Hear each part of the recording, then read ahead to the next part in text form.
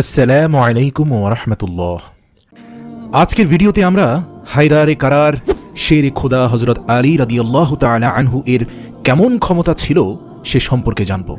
যার ঘরে ঠিকঠাক মতো খাবারই থাকতো না, যে ব্যক্তি প্রায় ৩ দিন পর্যন্ত রোজা রেখে কাটিয়ে দিতেন, আবার ইফতারের সময় পানি পান করে ইফতার করতেন, কিন্তু তবুও যখন আপনারা হযরত আলী রাদিয়াল্লাহু তাআলা আনহু এর ক্ষমতা সম্পর্কে জানবেন তখন আশ্চর্য হয়ে যাবেন।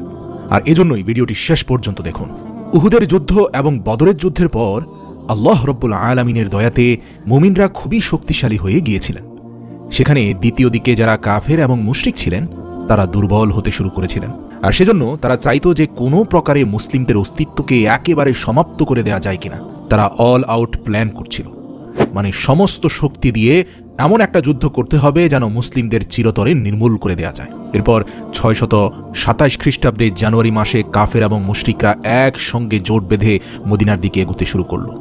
এই খবর যখন মুহাম্মদ সাল্লাল্লাহু আলাইহি ওয়াসাল্লামের কাছে পৌঁছালো তখন রাসূল সাল্লাল্লাহু আলাইহি ওয়াসাল্লাম তার সমস্ত সাহাবা কেরাম রাদিয়াল্লাহু তাআলা আনহুদের ডেকে বললেন, একদিকে আরবের সমস্ত মুশরিকরা জোটবদ্ধ হয়েছে, আর অন্যদিকে আমরা সামান্য কয়জন মুসলিম। হে আমার সাহাবীরা, এখান থেকেই শুধুমাত্র আল্লাহ রব্বুল আলামিনের পক্ষ থেকে সিদ্ধান্ত আসবে যে হক আর বাতিলের মধ্যে কোনটি সত্য। সমস্ত সাহাবা রাদিয়াল্লাহু তাআলা আনহুগণ ভাবতে লাগলেন, এত বড় কাফের সেনাদের সঙ্গে আমরা কিভাবে লড়াই করব। এরই মধ্যে সালমান ফারসি রাদিয়াল্লাহু তাআলা আনহু বলতে লাগলেন, ইয়া রাসূলুল্লাহ, আমাদের মদিনা তো ৩ দিক দিয়ে পাহাড় দ্বারা বেষ্টিত, আর যাওয়া আসার জন্য শুধুমাত্র একটি রাস্তাই খোলা আছে।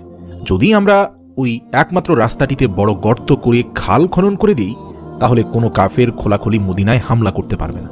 সুবহানাল্লাহ। তারপর আল্লাহর রাসূল সেটি গ্রহণ করলেন। ৬ দিন যাবৎ সমস্ত মুসলিমরা এই কাজ কন্টিনিউয়াসলি করতে থাকলেন, আর শেষ পর্যন্ত মদিনাকে হেফাজত করার জন্য ৫.৫ কিলোমিটার লম্বা ও ৪.৫ মিটার গভীর এবং ৯ মিটার চওড়া একটি খন্দক খনন করা হলো, যার বাংলা অর্থ হচ্ছে চওড়া খাল। খন্দকের যুদ্ধে কাফের মুশরিকদের পক্ষে তাদের লিডার আবু সুফিয়ান তৎকালীন বিশ্বের সবচেয়ে বড় বীর আমর বিন মারহাবকে নিয়ে এসেছিলেন। আরবের বড় বড় পালোয়ানেরা পর্যন্ত আমর বিন মারহাবকে ভয় পেত। আর এত সব পালোয়ান সহ তারা যখন মদিনার কাছে এসে দেখল মদিনার প্রবেশ পথে একটি বড় খাল খনন করা হয়েছে, আর যা দেখে তারা ভীষণ অবাক হলো আর ভাবল যে এত বড় খন্দক এত সামান্য কয়েকজন মানুষ কেমন করে খুঁড়তে পারল। এবার আমরা মদিনার উপর আক্রমণই বা কিভাবে করব।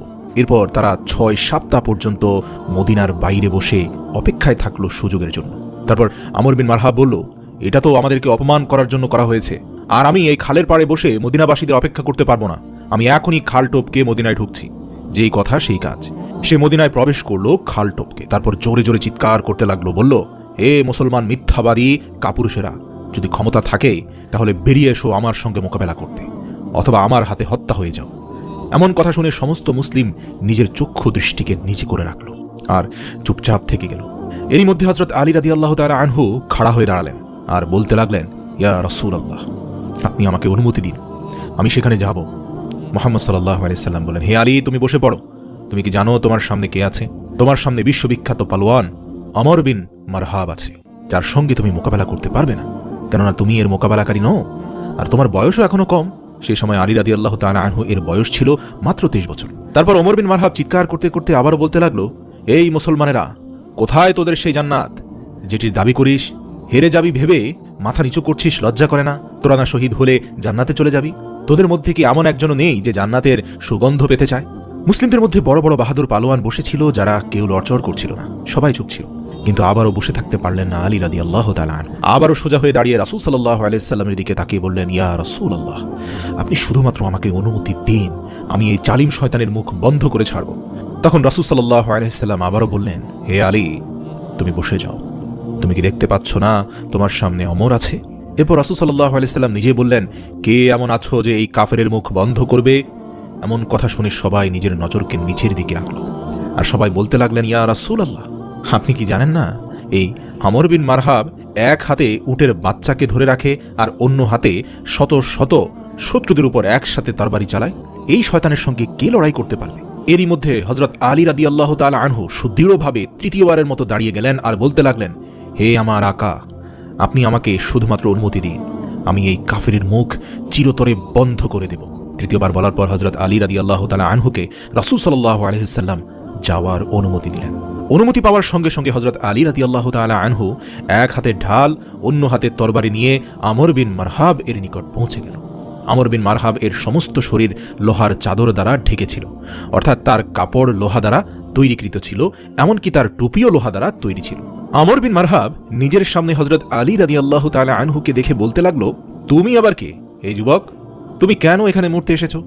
এটা শুনে হযরত আলী রাদিয়াল্লাহু তাআলা আনহু বলতে লাগলেন, আমি কারারে হায়দার, আমার মা আমার নাম রেখেছে হায়দার। আপনাকে জানিয়ে রাখতে চাই, হায়দার খুবই শক্তিশালী দক্ষ একটি সিংহকে বলা হয়ে থাকে, আর কারার বলা হয়ে থাকে ফিরে ফিরে আক্রমণকারীকে। আর এই জন্যই আলী রাদিয়াল্লাহু তাআলা আনহু এর উপাধি হল কারারে হায়দার, অর্থাৎ ফিরে ফিরে আক্রমণকারী সিংহ। আমর বিন মারহাব আবারও বলতে লাগলো, তুই যেমনভাবে এসেছিস বাছা, সেভাবেই ফিরে যা, কেননা আমি বাচ্চাদেরকে মারতে চাই না। হযরত আলী রাদিয়াল্লাহু তাআলা আনহু বললেন, কিন্তু আমি তো তোকে মারতে এসেছি। এমন কথা শুনে আমর বিন মারহাব প্রচণ্ড রাগান্বিত হয়ে গেল, আর সেজন্য এগিয়ে এসে হযরত আলী এর উপর প্রচণ্ড জোরে হামলা করল। হযরত আলী রাদিয়াল্লাহু তাআলা আনহুর ঢালের উপরে এত জোরে আঘাত পড়ল যে তার ঢাল দুই টুকরো হয়ে তরবারির কিছুটা আঘাত আলী রাদিয়াল্লাহু তাআলা আনহু এর ঘাড় মোবারককে ক্ষতবিক্ষত করে দিল। কিন্তু এবারে হযরত আলী কারারে হায়দার হলেন, অর্থাৎ ফিরে ফিরে হামলা করতে লাগলেন। তিনি ঘুরে দাঁড়িয়ে অমর বিন মারহাবের উপর এমন একটি হামলা করলেন যেখান থেকে অমরের ঢাল একেবারে দুই টুকরো তো হলোই, তার পাশাপাশি উপর থেকে নিচ পর্যন্ত আমরের শরীর দুই খণ্ডিত হয়ে গেল। বলা হয়ে থাকে, ইতিহাসে এত জোরে তরোয়াল দিয়ে কেউ কাউকে আঘাত করতে পারেনি, কেননা আলীর এক আঘাতে অমরের ঢাল দুটুকরো হলো। এছাড়াও আমর বিন মারহাবের গায়ে ছিল লোহার কাপড়, সে লোহার কাপড়ও ছিঁড়ে গেল এবং তার শরীরও দুই টুকরো হয়ে গেল। তারপর হযরত আলী রাদিয়াল্লাহু তাআলা আনহু আমরের লাশের উপর পা রেখে বলল, তুই আমার সঙ্গে কেমন করে মোকাবেলা করবি, পাথরের পূজারী, আর আমি রব্বি মুহাম্মাদের গোলাম। পরের দিন রাসূল সাল্লাল্লাহু আলাইহি ওয়াসাল্লাম সকল সাহাবীদের উদ্দেশ্যে বললেন, আমি কাল বিজয়ের পতাকা একজনের হাতে তুলে দিব। অতঃপর আল্লাহর রাসূল সকালে উঠে আলীকে খুঁজতে লাগলেন। সকল সাহাবীরা বলল, ইয়া রাসূলুল্লাহ, আলীর চোখে ঝাপসা দেখছি, সে অসুস্থ আছে। একথা শুনে মুহাম্মদুর রাসূলুল্লাহ সাল্লাল্লাহু আলাইহি ওয়াসাল্লাম আলী রাদিয়াল্লাহু তাআলা আনহুকে ডেকে পাঠালেন এবং তার চোখে হাত বুলিয়ে দিলেন। সাথে সাথে আলী রাদিয়াল্লাহু তাআলা আনহু পরিপূর্ণ সুস্থ হয়ে গেলেন।